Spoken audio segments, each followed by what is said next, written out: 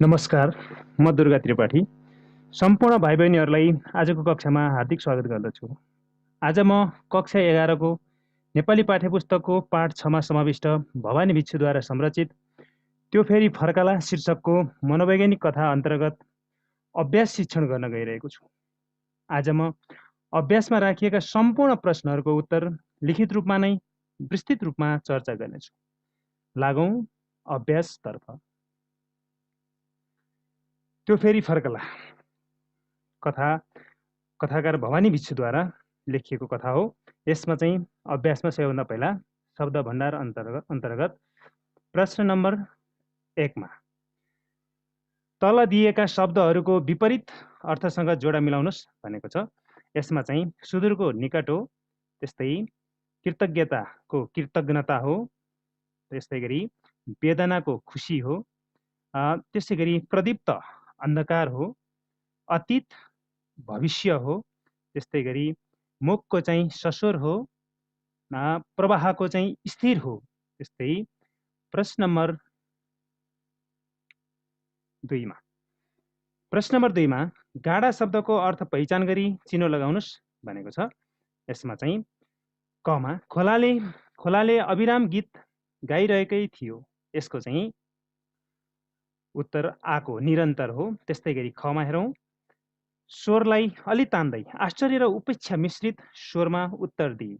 यसको चाहिँ बेवास्ता हो, यीको बेवास्ता हो यसको उत्तर। त्यसै गरी गमा प्रश्न एकान्तजन्य सङ्कोचको मध्यम स्वरमा थियो। यसको उत्तर चाहिँ अको असजिलोपन हो। त्यस्तै गरी घमा एक दिन साँझको बखत सानी आफ्नो पसल उठाइसकेपछि द्वारमा अन्य मनस्क भई उभिरहेकी थिए। यसको उत्तर चाहिँ अको मन ठेगानमा नभएको अवस्था हो। त्यसै गरी ङमा त्यो अभिषिप्त 15औं दिन पनि आयो। यसको चाहिँ उत्तर ईको ज्यादै प्रतीक्षा गरिएको भन्ने हुन्छ। त्यस्तै गरी चमा त्यो आफ्नो अन्तरैमा निस्तब्ध भई। यसको अर्थ चाहिँ हेरौँ आको सुनसान भन्ने हुन्छ। लागौँ अब प्रश्न नम्बर 3 तर्फ। प्रश्न नम्बर 3 मा दिएका अर्थहरूको पर्यायवाची शब्द पाठबाट खोजी लेख्नुहोस् भनेको छ। यसमा चाहिँ असजिलोपनको चाहिँ सङ्कोच हो। त्यस्तै खमा चाहिँ सुक्खाको शुष्क हो। त्यस्तै गमा लजालुको लज्जावन्त हो। त्यस्तै रुवाई रुदन हो पर्यायवाची शब्द। त्यसै गरी पर्खाइको चाहिँ ङको पर्खाइको चाहिँ प्रतीक्षा हो। त्यस्तै गरी चको धुलो पिठो, यसको चाहिँ चूर्ण विचूर्ण भन्ने हुन्छ पर्यायवाची शब्द। त्यस्तै गरी छमा व्यक्त नभएको भनेको अव्यक्त हो। त्यस्तै जमा वज्रभन्दा पनि भनेको कठोर प्रलय भन्ने। त्यस्तै गरी 4 मा प्रश्न नम्बर 4 मा पाठमा रहेको जाने बखतमा डर त्यो आएन कथांश पढी दिएका प्रश्नहरूको उत्तर लेख्नुहोस् भनेको छ। यसमा हेरौँ सबैभन्दा पहिला चाहिँ कमा ता प्रत्यय लागेका 4वटा शब्द खोज्नुहोस् भनेको छ। ता प्रत्यय लागेका 4वटा शब्दहरू शून्यता, प्रसन्नता, उदासीनता र उत्फुल्लता हुन्। त्यस्तै गरी अर्को प्रश्न छ 4वटा उपसर्ग व्युत्पन्न शब्द पहिचान गरी लेख्नुहोस् भनेको छ। यसमा चाहिँ हेरौँ प्रतीक्षा, दुष्कल्पना, अत्यन्त, असुविधा, प्रत्यङ्ग, स्वागत, यी चाहिँ उपसर्ग व्युत्पन्न शब्द हुन्। त्यस्तै गरी गमा यस अनुच्छेदमा प्रयुक्त 10वटा तत्सम शब्दहरूको सूची बनाउनुहोस् भनेको छ। त्यहाँ रहेका 10वटा शब्दहरू तत्सम शब्दहरू प्रतीक्षा, शून्यता, आशा, दुष्कल्पना, अभिषिप्त, पूर्व, प्राणप्रद, सञ्चित, शुभोत्सव, घण्टा, भण्डार आदि शब्दहरू तत्सम शब्दहरू रहेका छन्। लागौँ प्रश्न नम्बर 5 शब्दकोशको सहायता लिई दिइएका शब्दहरूको अर्थ लेख्नुहोस् र वाक्यमा प्रयोग गर्नुहोस् भनेको छ। यसमा हेरौँ सबैभन्दा पहिला पर्यन्त भनेको सम्म हो। देशभक्त नागरिकले राष्ट्रियतालाई जीवन पर्यन्त भुल्न सक्दैन भनेर बनाउन सकिन्छ। त्यस्तै गरी अर्को चाहिँ निस्तब्ध भनेको सुनसान हो। म निस्तब्ध रातमा जङ्गलको बाटो हिँड्दा बिरालो देखेर तर्सिएको थिएँ। यसरी वाक्य गठन गर्न सकिन्छ। त्यस्तै उद्विग्न भनेको आकुल अथवा चिन्तित हो।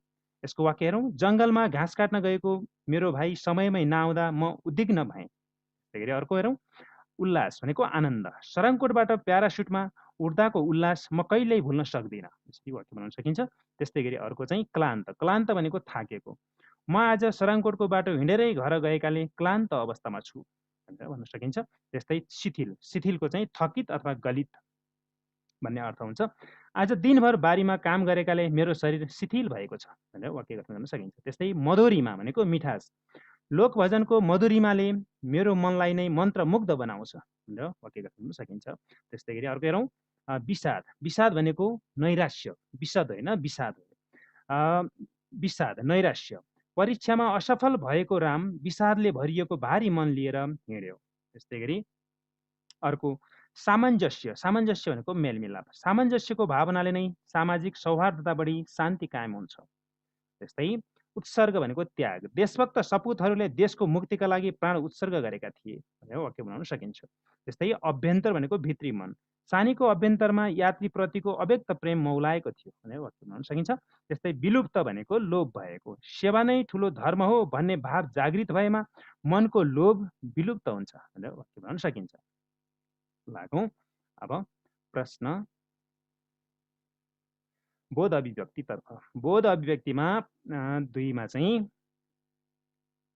त्यो फेरि फर्कला कथा पढी दिएका प्रश्नहरूको उत्तर दिनुहोस् भनेको छ। बोध अभिव्यक्तिमा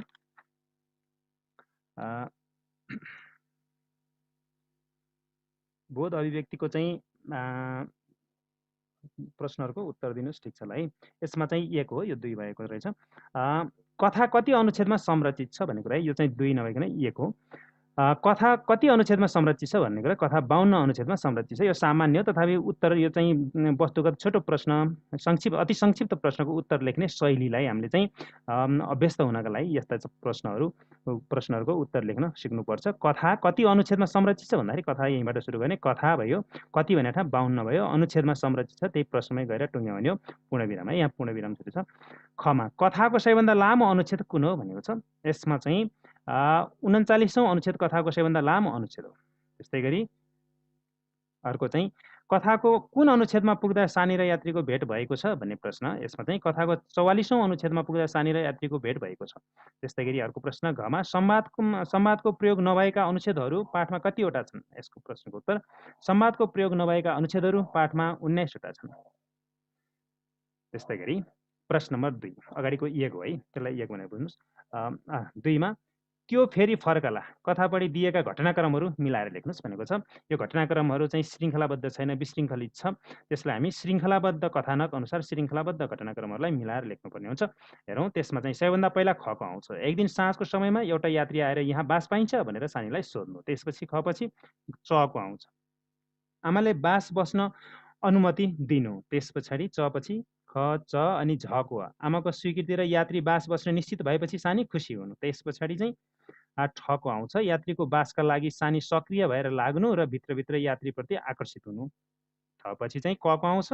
यात्री सुतेपछि सानी यात्रीको कल्पनामा डुबुल्की मार्नु। त्यस पछाडि चाहिँ कपछि अण आउँछ है। अनायास सानी यात्री सुतेको ठाउँमा पुग्नु। त्यस पछाडि अणपछि घको आउँछ। यात्री बिदा भएर गएपछि प्रत्येक दिन यात्रीलाई सम्झनु। घ पछाडि चाहिँ गको विषयवस्तु चाहिँ समयक्रममा सानीको विवाह हुनु। त्यस पछाडि ग पछाडि चाहिँ 15औं दिनसम्म उत्साहपूर्वक रूपमा सानी बस्नु तर यात्री नफर्कनु। यो ङको आउँछ। त्यस पछाडि चाहिँ ङ पछाडि छको आउँछ। सानीकी आमाको स्वर्गीय भएपछि सानी त्यहीँ गएर माइत गएर भनेको है, त्यहीँ गएर आमाको पेसा अँगालेर बस्नु, भर्ती व्यवसाय जुन छ।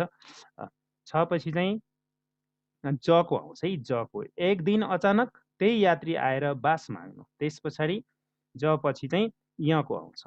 यहाँको सानीले प्राण पर्यन्तसम्म पर्खेको यात्रीको कुराकानीका क्रममा तिमी त बुढी भइसकी छौ भन्नु है। यहाँ पछाडि चाहिँ ढको आउँछ। बिहान हुने बित्तिकै पहिले चाहिँ यात्री हिँड्नु।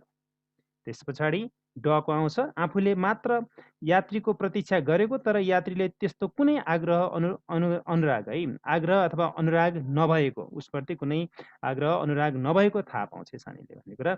डको ढ पछि डको आउँछ। त्यस्तै गरी ड पछि चाहिँ टको सानीको दीर्घ प्रतीक्षा समाप्त हुनु। यसरी घटनाक्रमलाई श्रृङ्खलाबद्ध मिलाएर लेख्नुपर्ने हुन्छ। त्यसपछि लागौँ 3 मा। प्रश्न नम्बर 3 मा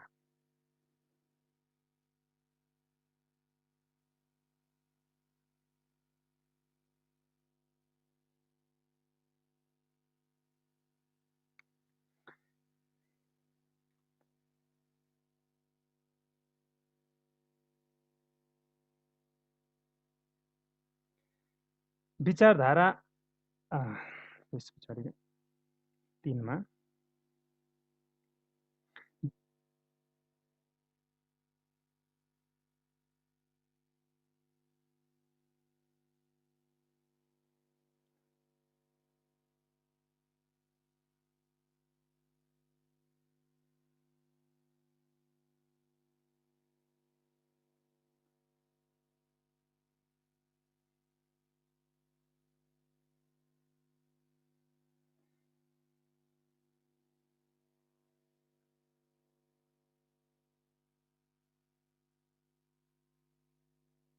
तिनको चाहिँ सानी के कारणले स्तब्ध भई भन्ने यिनीहरू चाहिँ कम्प्युटरले थोरै चाहिँ स्टेप गरिदियो। सानी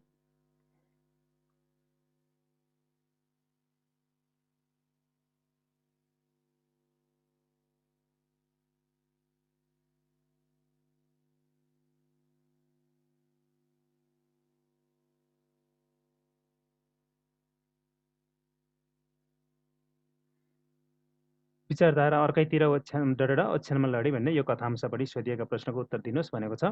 कमा चाहिँ सानी के कारणले निस्तब्ध भई भन्ने छ।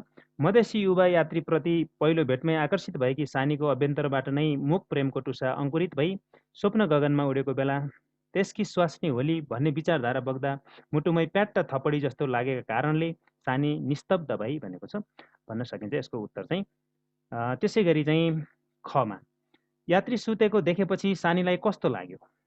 यात्री सुतेको देखेपछि सानीलाई प्राणपर्यन्तलाई तीव्रताका साथ तानिदिने एउटा भयानक लोभ त्यसको भित्र मुटुको हनाइको साथै हान्न लागेको र कुनै अव्यक्त उल्लास, साहस, डर र पीडाको भन्न नसकिने मिश्रण त्यसको नसा नसामा दगुर्न थालेको जस्तो लाग्यो।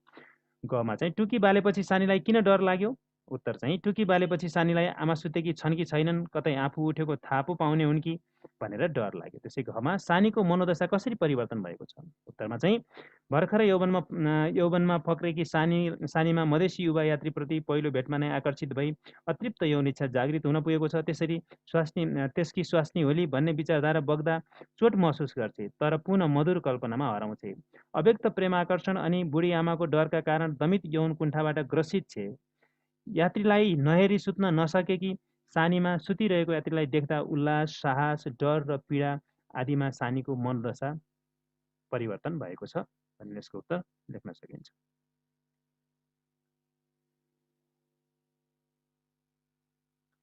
प्रश्न नम्बर 4 मा दिएको कथांश पढी सोधिएका प्रश्नहरूको उत्तर दिनुहोस् भनेको छ। यसमा चाहिँ पहिलो प्रश्न छ, हेरौँ। कमा त्यो तृष्णा, त्यो अनन्तकालीन प्रतीक्षा डर कुन हृदयमा यस्तो आश गर्ने भन्ने छ। यो अनुच्छेद प्रश्नहरू हेरौँ। प्रश्नहरूमा चाहिँ अमा सानीको प्रतीक्षाले उसको कस्तो मनस्थितिलाई देखाएको छ भन्ने यस प्रश्नको उत्तरमा चाहिँ हेरौँ। सानी यस कथाकी केन्द्रीय पात्र हो। सानी बैंस फक्रेकी अनि अतृप्त यौन वासनाबाट ग्रसित एवं दमित यौन कुण्ठाको शिकार बनेकी छे। सानी प्रतिकूल बाहिरी परिस्थितिका कारण अवचेतन मनका भित्री तहमा लुकेर रहेका प्रणय र वासनाको शिकार बनेकी छे। अवचेतन मनका आवेग र संवेगहरूले उसलाई मानसिक बेचैनीको अवस्थामा पुर्याएका छन्। युवा यात्री प्रतिको अव्यक्त प्रेम आकर्षण दमित यौन इच्छाको परिणति हो। विवाह पश्चात पनि उसैको अनन्तकालीन प्रतीक्षा गर्नु अतृप्त यौन वासनाबाट ग्रसित सानीको यौन कुण्ठित मानसिकता हो। विवाहिता भएर पनि अतृप्त यौन वासना एवं कामेच्छाका कारण यात्रीको तीव्र प्रतीक्षा दिनौँ उसैको स्मृति अनि भेट हुने तीव्र अभिलाषा दिनौको निराशाको पीडा आदिले सानीको अतृप्त यौन कुण्ठाबाट ग्रसित रति रागयुक्त मानसिक बेचैनीको मनस्थितिलाई देखाइएको छ भनेर उत्तर दिन सकिन्छ। त्यस्तै खमा आमा दोस्रोमा सानीको जीवनका के कस्ता उतार चढावहरू देखिन्छन्? सानीको जीवनमा के कस्ता उतार चढावहरू देखिन्छन् चाहिँ दोस्रो प्रश्न। यसको उत्तरमा हेरौँ। वैँसलो यौवनले भरिएकी सानी विवाह पूर्व यौन वासनाबाट ग्रसित भई युवा यात्रीप्रति आकर्षित हुन पुग्छे, तर असहज एवं प्रतिकूल वातावरणका कारण दमित यौन कुण्ठाको शिकार बनेकी छे। विवाह पश्चात पनि वैवाहिक सुखानुभूति गर्न सकिरहेकी छैन। अतृप्त यौन तृष्णाकै कारण यात्रीकै अनन्तकालीन प्रतीक्षा गर्छे।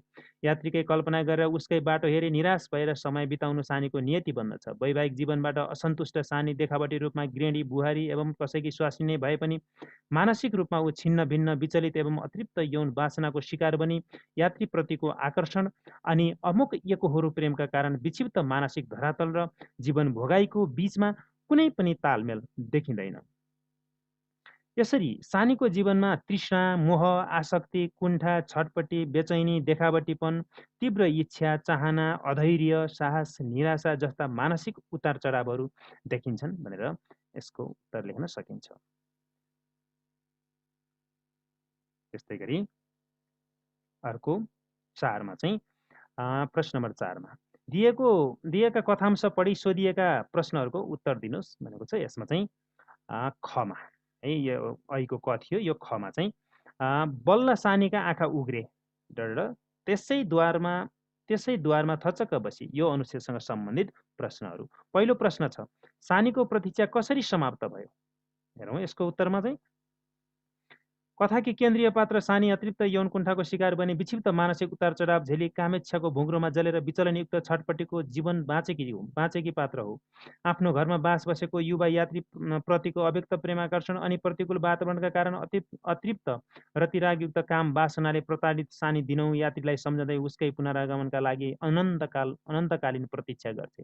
भौतिक रूपमा विवाहित नारी भएर गृहिणी बुहारी कसैकी पत्नी भए पनि मानसिक रूपमा भने यात्रीकै कल्पनामा विचलित मानसिकतामा अतृप्त यौन कुण्ठाले ग्रसित भई बाँचेकी छे।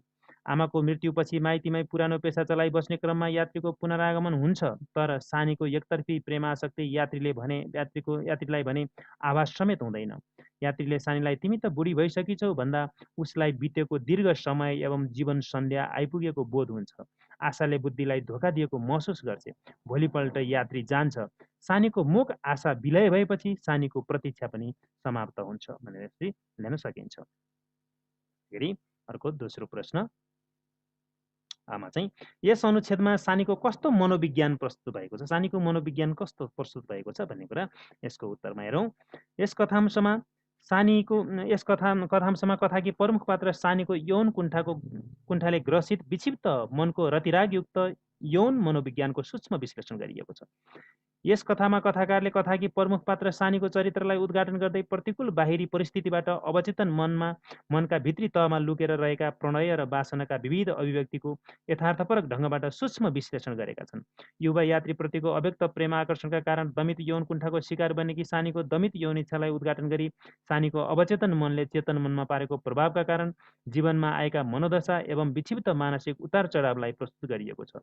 काम वासनाले युक्त रतिरागात्मक मानसिक बेचैनीको अतृप्त यौन कुण्ठाबाट ग्रसित सानीले युवा यात्रीप्रति अव्यक्त आसक्तिपूर्ण एकहोरो प्रेम गरेकी छ। सानीले उसकै कल्पनामा अनि उसकै प्रतीक्षामा अतृप्त यौन वासनाको तृष्णाबाट कुण्ठित बनी विक्षिप्त मानसिकताको शिकार बनी अनन्त प्रतीक्षा गरेकी हुन्छे। यात्रीकै सम्झनामा विक्षिप्त मानसिक बेचैनीको कष्टप्रद दिनहरू बिताएकी सानीले आफूले मन पराएको मान्छेसँग भेट हुँदा उसले आफूलाई मन नपराएको अथवा उसले आफूप्रति कुनै पनि प्रेम, राग, अनुराग एवं प्रणयको भाव नराखेको पाउँछे, तब सानी वास्तविक धरातलमा आउँछे। सानीको भ्रमको पर्दा खुल्छ, आँखा उग्रन्छ।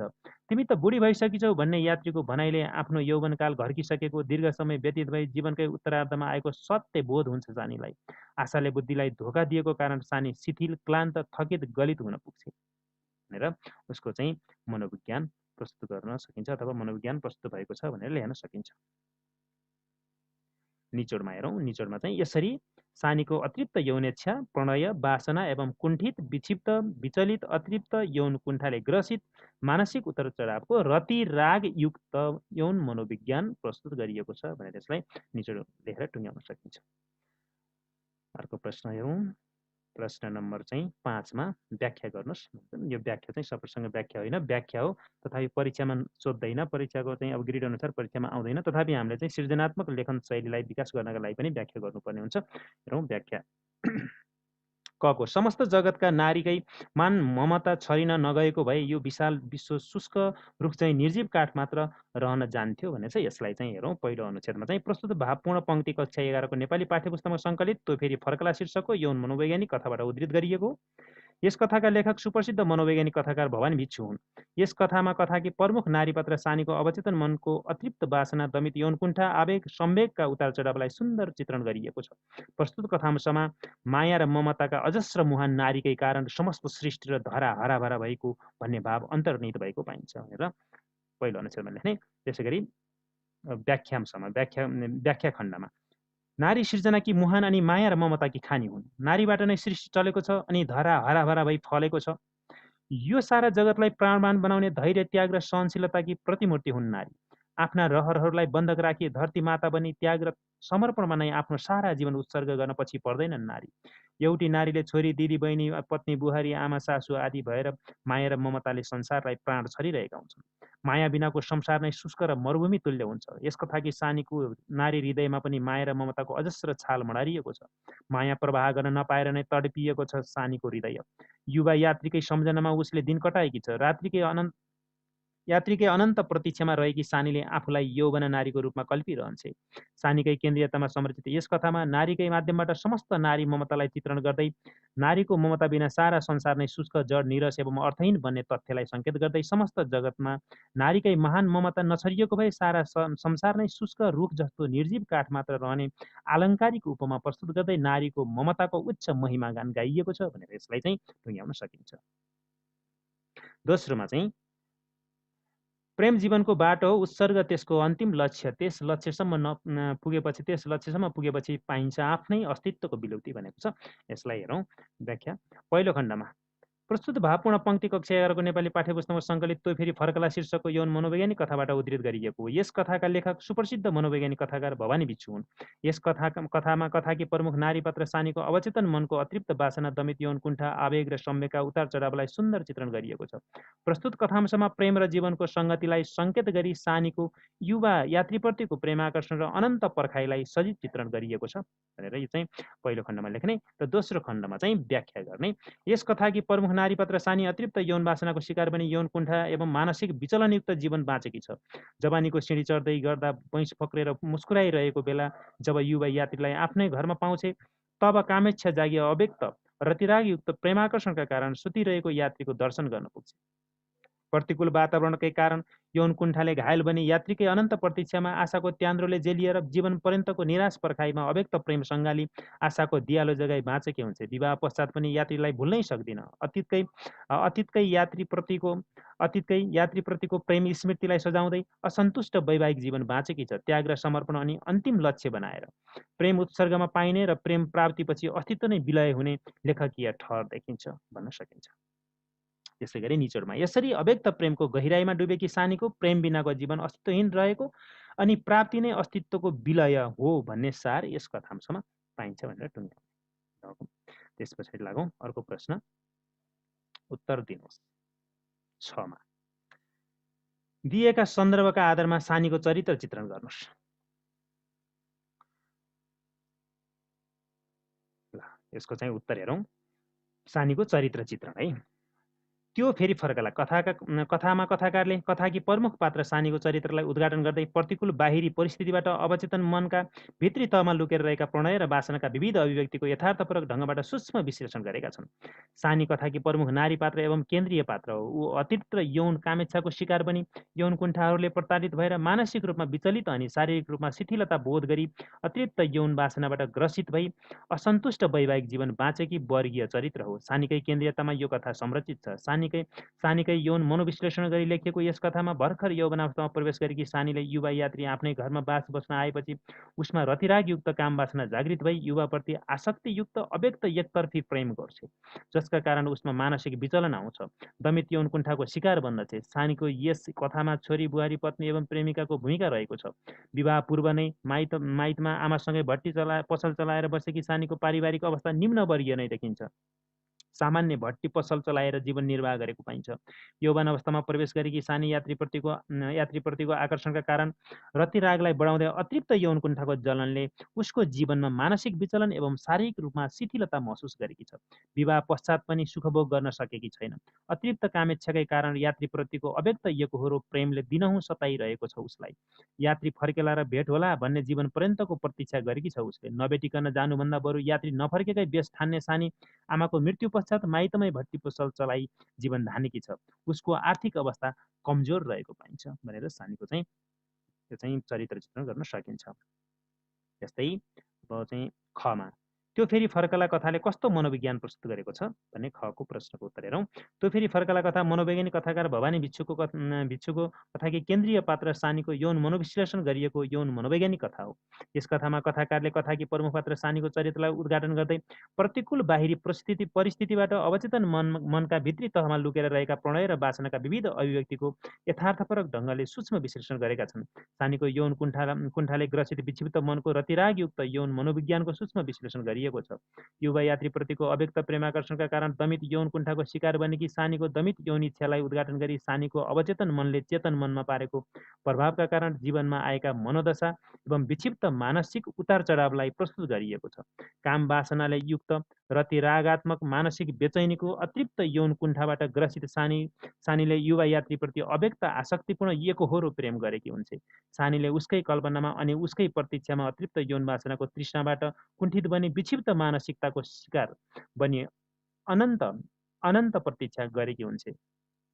यात्रीकै सम्झनामा विक्षिप्त मानसिक बेचैनीको कष्टप्रद दिनहरू बिताएकी सानीले आफूले मन पराएको मान्छेसँग भेट हुँदा उसले आफूलाई मन नपराएको अथवा उसले आफूप्रति कुनै पनि प्रेम राग अनुराग एवं प्रणयको भाव नराखेको पाउँछे तब सानी वास्तविक धरातलमा आउँछे। सानीको भ्रमको आँखा उग्रन्छ।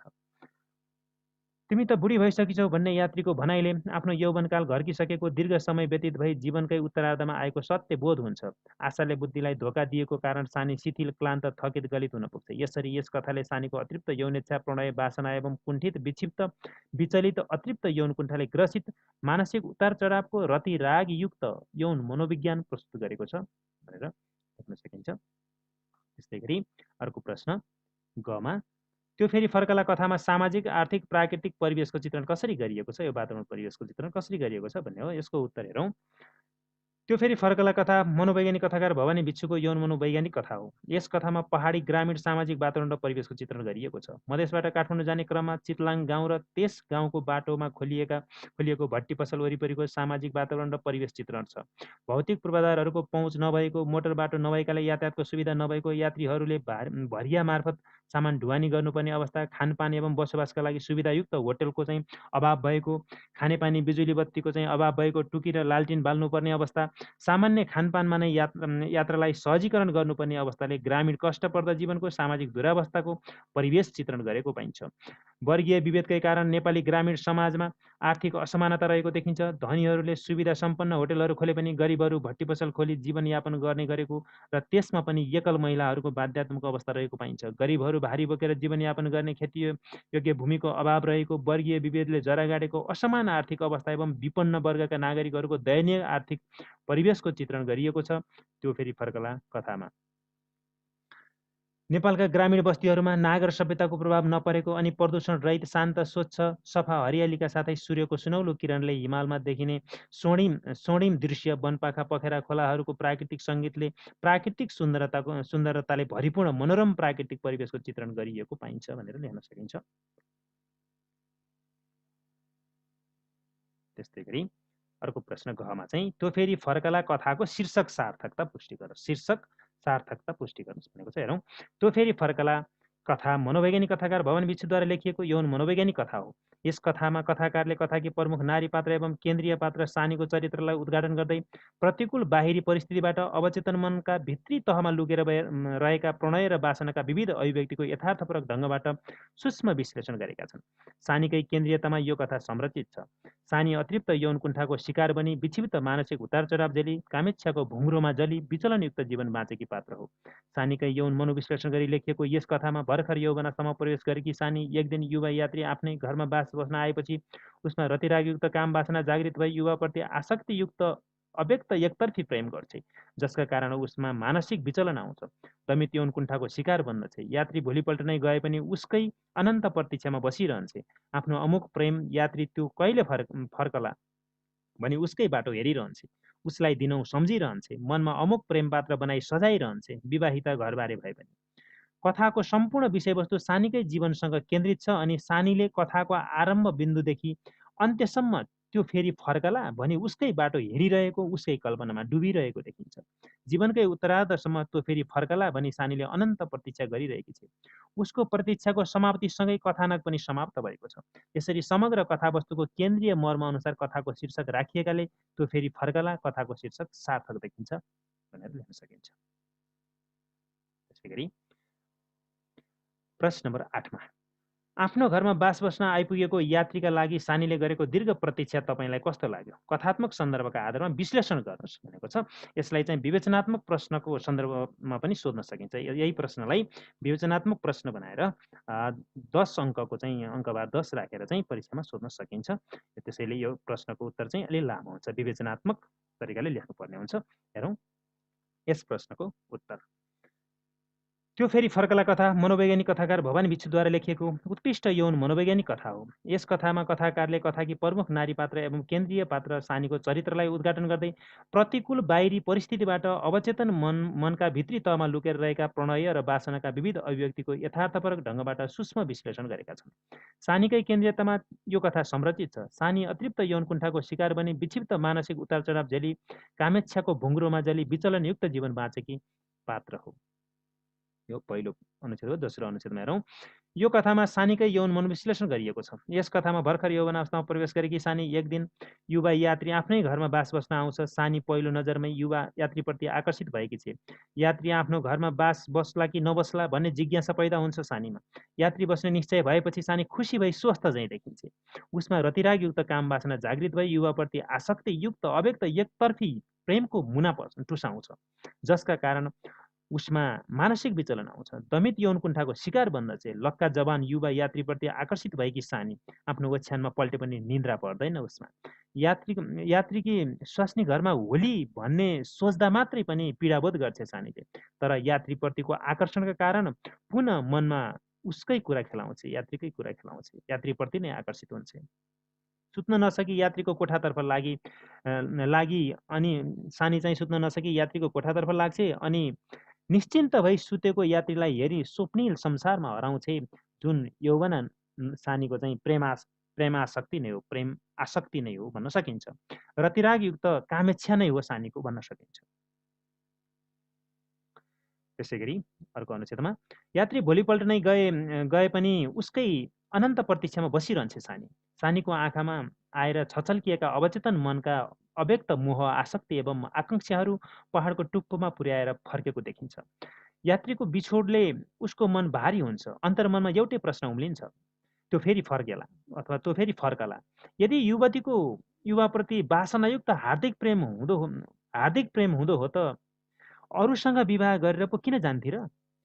उसले वैवाहिक जीवनबाट पनि भौतिक सुखको अनुभूति नपाएकै कारण दिनौँ 2-4 पटक यात्रीलाई सम्झिरहेकी छे। घरबारेले परपुरुषलाई त्यति धेरै मनमा सजाउनु पनि त राम्रो होइन।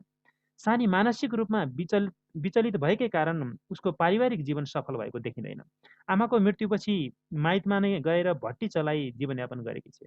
आफ्नो अमुक प्रेम यात्री त्यो कहिले फर्कला भनी उसकै बाटो हेरिरहन्छ सानीले।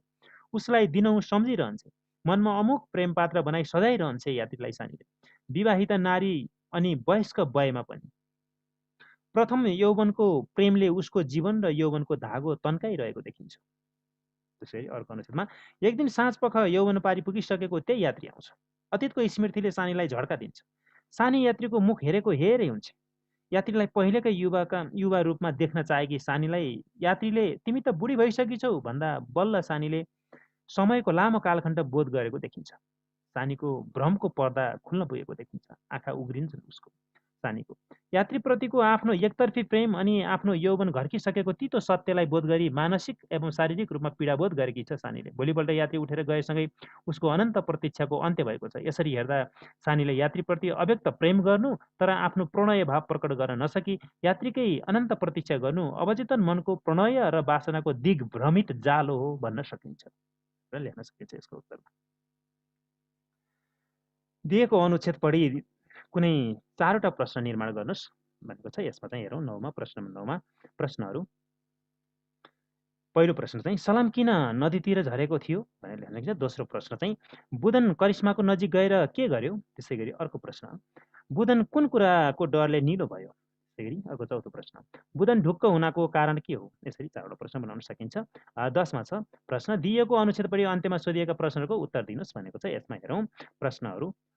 पहिलो प्रश्न छ मनोविज्ञान भनेको के हो? मनोविज्ञान भनेको के हो हेरौँ त। मनोविज्ञान भनेको व्यक्तिको व्यवहार र उसले गर्ने प्रतिक्रियाका आधारमा उसका बारेमा अवधारणा बनाउनु हो। त्यस्तै गरी चाहिँ खमा व्यक्ति कस्तो वातावरण निर्माण गर्न खोज्छ भन्ने कुरा छ। यो प्रश्न छ। यो प्रश्नमा चाहिँ व्यक्ति आफ्नो चाहना अनुसारको वातावरण निर्माण गर्न खोज्छ भन्न सकिन्छ है। त्यसै गरी गमा चाहिँ सामाजिक र भौतिक वातावरणले मनोविज्ञानमा कसरी प्रभाव पार्छ भन्ने प्रश्न छ। यस प्रश्नको उत्तरमा चाहिँ सामाजिक र भौतिक वातावरणले कल्पना, भावना, चाहना, इच्छा, आकाङ्क्षा, कुण्ठा, संवेग जस्ता उत्तेजना बढाउने काम गरी मनोविज्ञानमा प्रभाव पार्छ भन्न सकिन्छ। त्यस्तै गरी संवेग र तज्जन्य शब्दको अर्थ के हो भनेको छ। अर्थ लेख्नुहोस् भनेको छ। संवेग भनेको आवेग हो, शारीरिक र मानसिक क्रियामा आउने उत्तेजना हो भने तज्जन्य भनेको त्यस्तै जनाउने अथवा समान भन्ने हुन्छ यसको अर्थ। सुनाइ र बोलाइतर्फ लागौँ। सुनाइ र बोलाइमा चाहिँ सुनाइ पाठ छ चाहिँ सुन्नुहोस् र ठिक उत्तर पहिल्याउनुहोस् भनेको छ। यसको पनि मैले सरस्वती लेखेको छु। उत्तर हेर्नुहोस्। कमा चाहिँ प्रस्तुत कथामा वर्णित घटना कुन समयमा घटेको हो? यो चाहिँ आमा है, रातको 12 बजे भनेर लेख्ने। त्यसरी खमा अपरेसन खर्च कति लाग्दो रहेछ? यस प्रश्नको उत्तर चाहिँ अ हो है, 5 लाख। त्यसै गरी गमा एकाएक प्रकट भएका भगवानले के भने? यस प्रश्नको उत्तर चाहिँ ईमा हो, ए मनुवा के माग्छस् माग भनेर है। त्यस्तै गरी घमा चाहिँ म पात्रले के माग्यो भनेको चाहिँ यसको उत्तरमा चाहिँ आ हो, पैसा माग्यो, पैसा हो। त्यसरी गमा भगवान के भनेर बिलाए भनेको छ। यसमा चाहिँ अको तथास्तु भनेर भगवान बिलाए है त। 2 मा सुनाइ पाठ 6 मा प्रयुक्त दिएका शब्द र अर्थबिच जोडा मिलाउनुहोस्। शब्द अर्थ जोडा मिलाउने भनेको हेरौँ। कको भ्रान्ति, कुनै कुरो देख्दा वा सुत्दा त्यस्तै अर्को कुराको भान हुने अवस्था भ्रान्ति हो। त्यस्तै गरी चाहिँ मनुवा भनेको मानिस भयो। अनि अप्रत्याशित भनेको अचानक भयो। अनि तथास्तु भनेको त्यस्तै होस् भनी आशीर्वाद दिने शब्द भयो। अवाक भनेको बोली बन्द हुने भन्ने है। त्यस्तै गरी 3 मा सुनाइ पाठ 6 का आधारमा उत्तर दिनुहोस् भनेको छ। यसको हेरौँ। प्रश्न कको चाहिँ म पात्र के सोचिरहेको थियो? म पात्र अपरेसनका लागि जुटाउनु पर्ने 5 लाख रुपियाँ कहाँबाट ल्याउने भन्ने सोचिरहेको थियो है त। त्यसै गरी खमा हेरौँ। म पात्रले आफैलाई किन चिमटेको हो भनेको चाहिँ यस प्रश्नको उत्तरमा चाहिँ एकाएक कोठामा भगवान प्रकट भएर झस्केपछि सत्य वा भ्रान्ति के हो भनी म पात्रले आफैलाई चिमटेको। त्यसै गरी अर्को चाहिँ गमा म पात्र हडबडाउनुको कारण के हो? यस प्रश्नको उत्तर हेरौँ। म पात्र हडबडाउनुको कारण भगवानसँग के माग्ने भनी दुविधा हुनु। त्यस्तै गरी घमा भगवानले घडी हेर्दै के भने? यस प्रश्नको उत्तर हेरौँ त। भगवानले घडी हेर्दै छिटो माग, समय सकिन लाग्यो भने है त। त्यस्तै ङमा म पात्र किन चिच्यायो भने चाहिँ यस प्रश्नको उत्तरमा हेरौँ। म पात्र भगवानसँग मरेकी स्वास्नीको जीवन माग्न चिच्यायो। र अन्तिममा छ प्रस्तुत कथाको सार के हो चाहिँ प्रस्तुत कथाको सार के हो त हेरौँ। प्रस्तुत कथाको सार पैसा सबै थोक होइन, अवसर पटक पटक आउँदैन, अवसरलाई चिन्न सक्नुपर्छ भन्नु नै प्रस्तुत कथाको सार हो भनेर लेख्न सकिन्छ है त। 4 मा मानिसहरू मनोवैज्ञानिक समस्यामा किन पर्छन् छलफल गरी लेख्नुहोस् भनेको छ। यसमा चाहिँ बुँदा है, यसमा चाहिँ खासमा मानिसहरू मनोवैज्ञानिक समस्यामा किन पर्छन् छलफल गरी लेख्नुहोस् भन्छ। यसलाई अनुच्छेदमा लेख्न पनि सकिन्छ। तर मैले चाहिँ अनुच्छेद नबनाइकन अनुच्छेद भन्दा नि बुँदागत रूपमा लेखेको छु। तपाईँहरूले यिनै बुँदाका आधारमा चाहिँ अनुच्छेद बनाउन नि सक्नुहुन्छ है त। हेरौँ। उत्तर मानिसहरू मनोवैज्ञानिक समस्यामा निम्न कारणले पर्दछन्। बुँदा पहिलोमा चाहिँ धन सम्पत्ति नै सबै थोक ठानी भौतिक सुख सुविधाको मोहमा फस्दा, यो एउटा बुँदा भयो। त्यसै गरी अर्को उमेरजन्य शारीरिक परिवर्तन बोध नहुँदा, उमेरजन्य चाहिँ उमेरअनुसारसम्म शरीरमा आउने परिवर्तनहरू चाहिँ त्यो चाहिँ के कस्ता परिवर्तन आउँछन् भन्ने कुरा बुझ्न सकेन भने पनि अब मनमा विभिन्न कुराहरू खेल्ने यो चाहिँ मनोवैज्ञानिक समस्याहरू आउने डर चिन्ताका कुराहरू हुन्छन् नि। यो चाहिँ उमेरजन्य शारीरिक परिवर्तन हुँदाखेरि चाहिँ त्यो चाहिँ उमेरअनुसार चाहिँ यस्ता लक्षणहरू देखिन्छन्, यस्ता यस्ता परिवर्तन आउँछन् भनेर बुझ्न सकेन भने डर आउँछ होइन। डर लाग्ने अथवा चाहिँ भनौँ केही समस्या पो हुने हो कि अथवा केही भयो कि भन्ने त्यो हुन्छ नि। त्यस्तो समस्या मनोवैज्ञानिक समस्याहरू, चिन्ता तनावहरू छटपट्टिहरू हुने भन्ने कुरा नै भयो। अनि अघि चाहिँ धन सम्पत्ति नै सबै थोक ठान्यो भने चाहिँ भौतिक सुख सुविधाको मोहमा फस्यो भने अब चाहिँ आफ्ना इच्छा चाहना रहरहरू बढ्दै जान्छन्। अनि त्यसपछि छटपट्टि जलन चिन्ता हुनसक्छ होइन। डर भय त्रासका कुराहरू, चिन्ता छटपट्टिका कुराहरू, यो आशा निराशाका कुराहरू यस्ता आउँछन् यी मनोवैज्ञानिक समस्याहरूका कुराहरू। त्यस्तै गरी चाहिँ मैले बुँदागत रूपमा तेस्रोमा लेखेँ यौनिक चाहनालाई उचित व्यवस्थापन गर्न नसक्दा भनेछ। उमेर सँगसँगै चाहिँ यो सानीको प्रसङ्ग जस्तै होइन अतिरिक्त यौन इच्छा चाहनाहरूलाई चाहिँ सही व्यवस्थापन गर्न सकिएन भने पनि विभिन्न उतार चढावहरू आउन सक्छन् होइन। मनमा चाहिँ विभिन्न समस्याहरू, मानसिक चिन्ता तनाव छटपट्टिका कुराहरू आउन सक्छन् भन्ने कुरा हो। त्यस्तै गरी चाहिँ पौरखी एवं उद्यमी बन्न नसक्दा भनौँ न उद्योग धन्दा पेसा व्यवसाय गर्न सकिएन भने पनि जीवन चाहिँ असफलता जस्तो चाहिँ महसुस हुनसक्छ। अनि विभिन्न तनाव छटपटीहरू हुन सक्छन्। त्यसै गरी मैले 5 मा लेखेँ, बढी महत्त्वाकांक्षी भयो भने, धन सम्पत्ति बढी तीव्र चाहना राख्यो भने पनि छटपटी, जलनहरू, पीडा चाहिँ जलन, डाह, ईर्ष्याका कुराहरू धेरै आउन सक्छन्। यस्ता कुराहरू समस्या हुन सक्छ भनेको र इच्छा र चाहना पुरा नहुनु भनेको चाहिँ इच्छा र चाहना पुरा भएन भने पनि अब चाहिँ यो के भन्छ नि खिन्नताका कुराहरू, चिन्ता तनावका कुराहरू आउने नै भए। त्यस्तै गरी चाहिँ अर्को चाहिँ सोचे जस्तो प्रगति नहुँदा पनि त्यो कुरा मानसिक समस्याहरू, चिन्ता तनावहरू अनि समाजमा चाहिँ घुलमिल हुन नसक्दा नि एक्लोपनका चाहिँ ती पीडा, खिन्नता, नैराश्यताका कुराहरू आउने नै भए। अनि त्यसै गरी चाहिँ नागरिक सभ्यताबाट उकुस-मुकुस हुनु, यो स्वार्थी जुन चाहिँ यो भनौँ न सहरी सभ्यता समाज छ, त्यो चाहिँ अब यो भनौँ न यो स्वार्थी, एकअर्कालाई सेवा सहयोग, मानवता नै कता चाहिँ अलिकति चाहिँ त्यो मलिन भएको हो कि भन्ने वातावरण र परिवेश देखिन्छ। त्यसबाट चाहिँ यो सेवा सहयोगको भावना नभएका कारणले पनि अथवा स्वार्थी प्रवृत्तिका कारणले पनि विभिन्न चाहिँ भनौँ न समस्या पर्दाखेरि चाहिँ सेवा सहयोग नपाउने, जसका कारणले गर्दाखेरि मनमा तनाव, छटपटी यस्ता कुराहरू आउँछन् है, मानसिक समस्याहरू आउँछन्, मनोवैज्ञानिक समस्या भन्ने कुरा हो। त्यसै गरी मैले 10 वटासम्म बनाएको छु है। देशकाल, वातावरण र परिवेश अनुसार चल्न नसक्दा पनि मानिसहरू चाहिँ मनोवैज्ञानिक समस्यामा पर्छन् भनेको छ। वातावरण र परिवेश अनुसार चल्न सकिएन, देशकाल, वातावरण र परिवेश अनुसार चल्न सकिएन भने दुःख पाइन्छ, विभिन्न तनाव, छटपटीहरू, चिन्ताहरू मनमा चाहिँ आउँछन् भन्ने कुरा नै हो है। ल, धन्यवाद भाइ बहिनीहरू। आजलाई यति नै। तपाईँहरूलाई आजको कक्षा के कस्तो लाग्यो, भिडियोले चाहिँ पक्का पनि तपाईँहरूको पढाइलाई सहयोग गर्नेछ भन्ने मैले अपेक्षा गरेको छु। त्यसै गरी चाहिँ अब यो पाठको विश्लेषण, प्रश्नोत्तर, व्याकरण अभ्यास, यस्ता चाहिँ व्याकरण अभ्यास, पाठसँग सम्बन्धित चाहिँ विभिन्न प्रश्न उत्तरहरू, भनौँ अथवा विश्लेषणहरू, यी सबै चाहिँ अब भिडियोहरू भनौँ न, पाठको विश्लेषण गरेका प्रश्न उत्तर, व्याकरण हल गरिएका भिडियोहरू चाहिँ म बनाउँदै जानेछु र चाहिँ यो भनौँ अपलोड गर्दै जानेछु। तपाईँहरूले यो च्यानललाई अहिलेसम्म सब्सक्राइब गर्नुभएको छैन भने सब्सक्राइब गर्नुहोला र सँगसँगै चाहिँ लाइक, कमेन्ट र सेयर पनि गर्नुहोला। आजलाई यति नै। धन्यवाद।